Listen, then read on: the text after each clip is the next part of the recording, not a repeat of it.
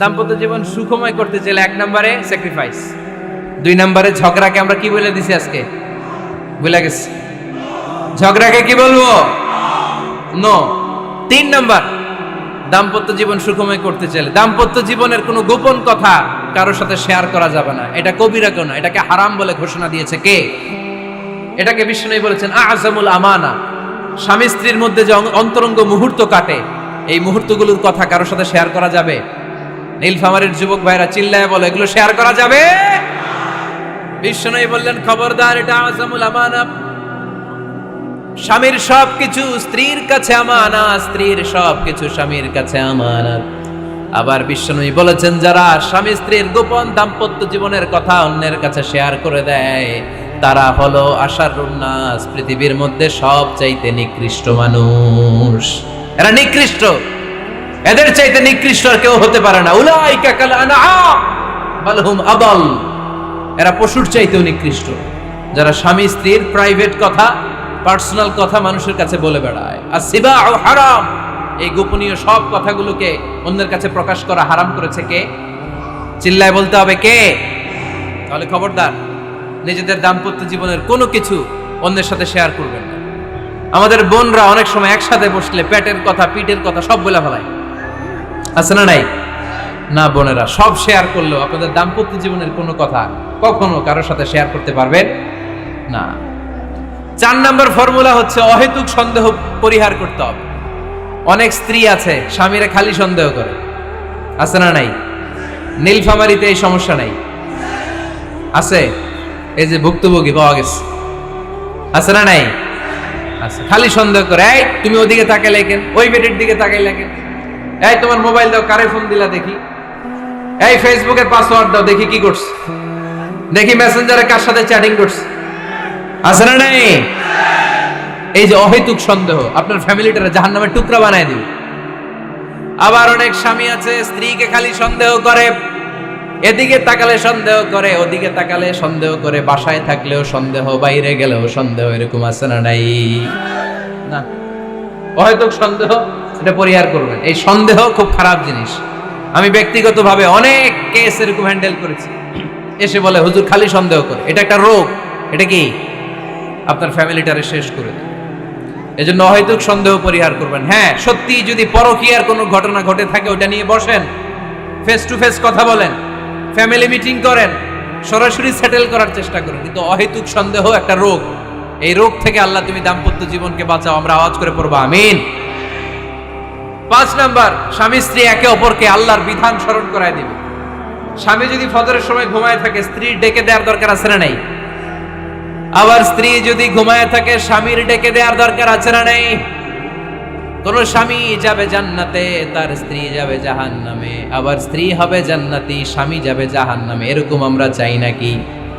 আমরা যখন জান্নাতে যাব, আমার স্ত্রীর হাত ধরে একসাথে জান্নাতে ঢুকতে চাই, ঠিক কি না? আবার আমার স্ত্রী যখন জান্নাতে যাবে, সে একা ঢুকতে পছন্দ করবে? এজন্য আমরা দুনিয়াতে যেমনি এক ছাদের নিচে, এক জায়গায়, এক বাড়িতে, জান্নাতেও আমরা এক বাড়িতে থাকতে চাই। আওয়াজ করে বলতে হবে ঠিক কি না? এজন্য গবেষকরা বলেছে, স্বামী স্ত্রীর ভালোবাসাটাকে তারা বলে লাভ পিরামিড। কি পিরামিড? লাভ পিরামিড। এই ত্রিভুজ আকৃতির। কি রে ভাই? আচ্ছা, লাভ পিরামিড, ত্রিভুজ আকৃতির, ট্রায়াঙ্গেল। আপনারা ত্রিভুজ চিনেন? কথা কয় না। ত্রিভুজের কয় কোণা? কয় কোণা? 3 কোণা। এই যে এরকম, তাই না? এজন্য স্বামী স্ত্রীর ভালোবাসাটাকে বলে লাভ পিরামিড। উপরে এরকম সমুচার মতো না, উপরে থাকে আল্লাহ, আর ডানে স্বামী, বায়ে স্ত্রী। এই 2 কোণায় স্বামী স্ত্রী, আর উপরের কোণায় আল্লাহ। স্বামী স্ত্রী যদি আল্লাহর আনুগত্যের দিকে যেতে চায়, যতই তারা, the couple come to Allah, they come closer to each আদার।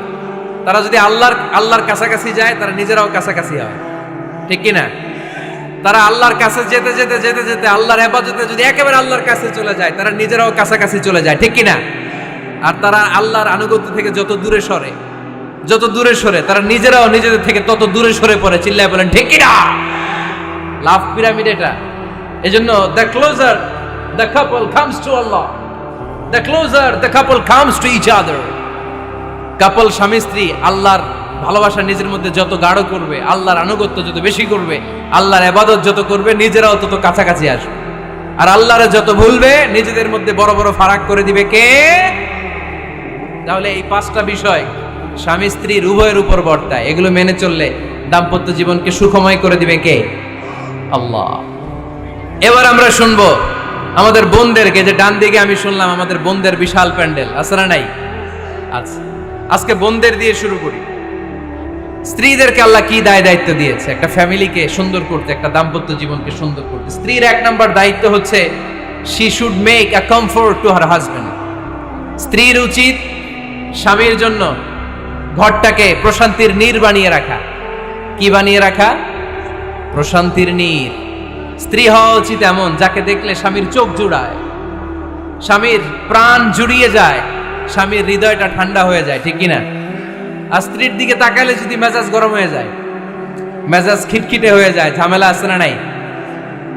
ঝামেলা আছে।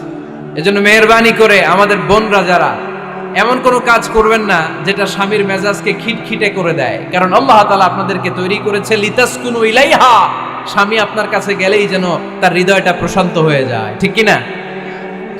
অনেক স্ত্রী আছে না জেনে না বুঝে স্বামীর সাথে এমন খিটখিটে মেজাজ দেখায় যেটা স্বামীর জন্য মেনে নেওয়া কষ্টকর।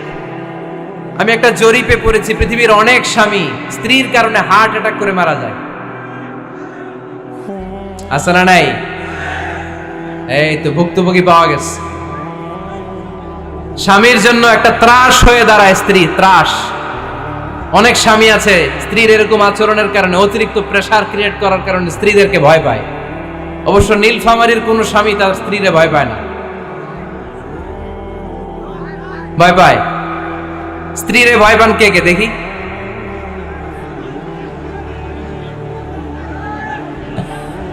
ভয় পান? আপনারা ভয় পান? হ্যাঁ, এক অফিসের বড় সাহেব তার স্ত্রীরে খুব ভয় পায়, প্রচন্ড ভয় পায়। তো সে মনে মনে ভাবলো, দেখি আমার অফিসের যারা স্টাফ আছে, ম্যানেজাররা আছে, এরা কতটুকু ভয় পায়, এরা ভয় পায় কিনা। তো একদিন সকালবেলা অফিসের সব স্টাফগুলোর একসাথে দাঁড় করায় বলতেছে, এই আপনারা যারা যারা আপনাদের স্ত্রীদেরকে ভয় পান তারা ডান দিকে যান, আর যারা স্ত্রীকে ভয় পান না এরা বাম দিকে যান। অফিসের সব কর্মচারী ডান দিকে চলে গেছে, সবাই ভয় পায়, একজন শুধু বাম দিকে। বাম দিকে কয়জন? ভয় পায় না। আর যারা ভয় পায় এরা ডান দিকে, ডান দিকে সবাই। তো বড় সাহেব ভাবছে, আলহামদুলিল্লাহ আমার অফিসে একজন হইলেও বীর পুরুষ আছে। তো বীর পুরুষের কাছে যেয়ে বলে, ঘটনা কি, আপনি মোটেও ভয় পান না? কয়, স্যার প্রতিদিন অফিস করার জন্য যখন ঘর থেকে বের হয় আমার বউ আমারে বলে দেয়, খবরদার সবাই যেদিকে যায় তুমি কিন্তু ওইদিকে যাইবা না, সবাই যেদিকে যায় তুমি ওইদিকে গেলে খবর আছে। বড় সাহেবকে খবরদার, এটা তো আরো ডরায়, ঠিক কিনা? এজন্য বোনদেরকে বলবো, লিতাসকুনু ইলাইহা, এমন ভাবে আপনি আপনার স্বামীর সামনে নিজেকে প্রেজেন্ট করেন যাকে আপনাকে দেখলে আপনার স্বামীর চোখ জুড়িয়ে যায়, হৃদয়টা প্রশান্ত হয়ে যায়, আপনাকে দেখলেই আপনাকে ভালোবাসতে মনে চায়, ঠিক কিনা? এজন্য রব্বুল আলামিন বলেন, আমি নারীদেরকে তৈরি করেছি লিতাসকুনু ইলাইহা, যেন পুরুষেরা স্ত্রীদের সংস্পর্শ যখন পায় পুরুষদের হৃদয়টারে প্রশান্ত করে দেয় কে? রব্বুল আলামিন বলেছেন, খাদিজার জন্য জান্নাতে আমি এমন একটা ঘর বানিয়েছি যেই ঘরের মধ্যে কোনো বিশৃঙ্খলা নাই। খাদিজার জন্য জান্নাতে এমন একটা প্রাসাদ আমি বানিয়েছি যেই প্রাসাদের মধ্যে কোনো আওয়াজ নাই, কোনো কোলাহল নাই। কুরাইশদের মাঝে যখন দাওয়াত দিতেন সব বিশৃঙ্খলা, ঝামেলা, গোলমাল শেষ করে রাতের বেলায় যখন খাদিজার ঘরে বিশ্বনবী ঢুকতেন, বিশ্বনবীর হৃদয়টারে প্রশান্ত করে দিত কে? আম্মাজান খাদিজা বিশ্বনবী সাল্লাল্লাহু আলাইহি ওয়াসাল্লামের জন্য এমন ঘর উপহার দিয়েছেন যেই ঘরে বিশ্বনবী আসলে বিশ্বনবীর হৃদয়টা ঠান্ডা হয়ে যেত। সুবহানাল্লাহ পড়েন। অনেক স্ত্রী আছে স্বামী ঘরে ঢুকলেই ঘরে আটা নাই, রুটি নাই, চাল নাই, ডাল নাই, এটা লাগবে ওইটা লাগবে, ওখানে যেতে হবে, একটার পর একটা ফিরিস্তি বলে বেড়ায়, আছে না নাই? না, এটা করবেন না। আপনার কি লাগবে এই সব দায়িত্ব আল্লাহ তাআলা স্বামীকে দিয়েছে, স্বামীকে জানাবেন। তবে ধীরে সুস্থে, ধীরে সুস্থে স্বামীর জন্য ঘরটাকে এমন করে রাখতে হবে যেন ঘরে ঢুকলেই স্বামীর হৃদয়টারে প্রশান্ত করে দেয় কে? এজন্য স্ত্রীর প্রথম দায়িত্ব ঘরটারে প্রশান্তির নীড় বানানো। এখানে কি আবার কি